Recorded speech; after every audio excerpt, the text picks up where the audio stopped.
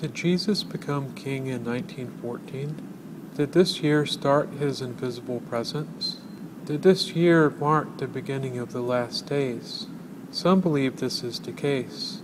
They say that world conditions since 1914 form a composite sign that Jesus spoke about in Matthew chapter 24, also known as the Olivet Discourse.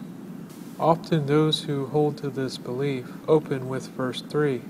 While he was sitting on the Mount of Olives, the disciples approached him privately, saying, "Tell us, when will these things be? And what will be the sign of your presence, and of the conclusion of the system of things?"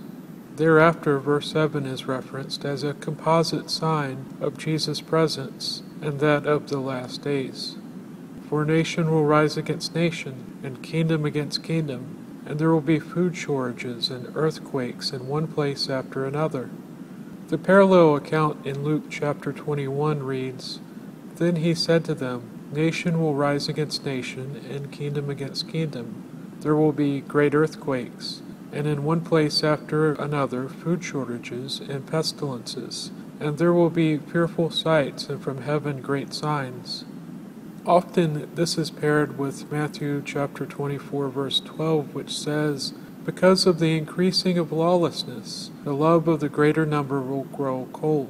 Those who believe that the last days began in 1914 point to what they see as a composite sign of these 5 features: wars, earthquakes, food shortages, pestilences, and lawlessness. However, is this what Jesus meant?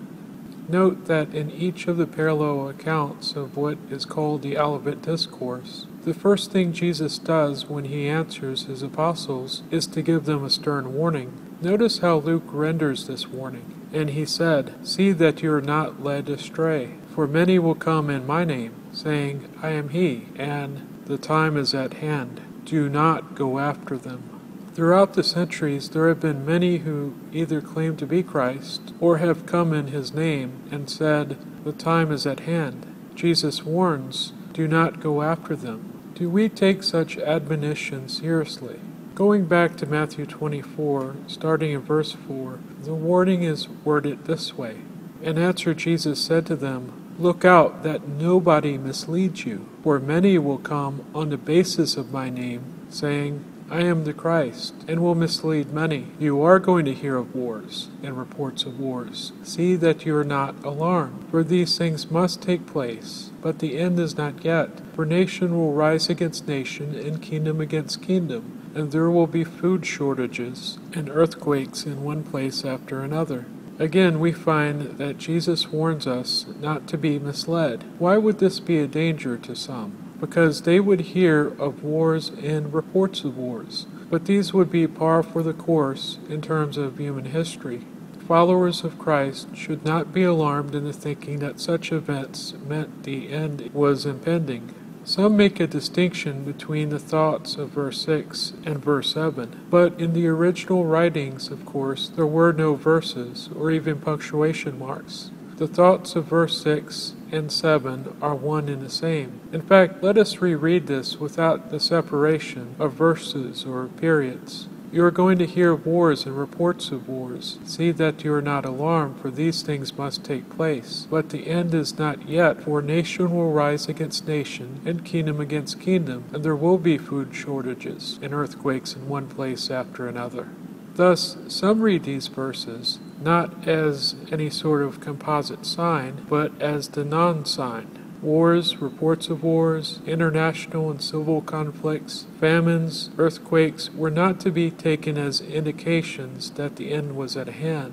They were not to be a cause for alarm. These things must take place throughout human history.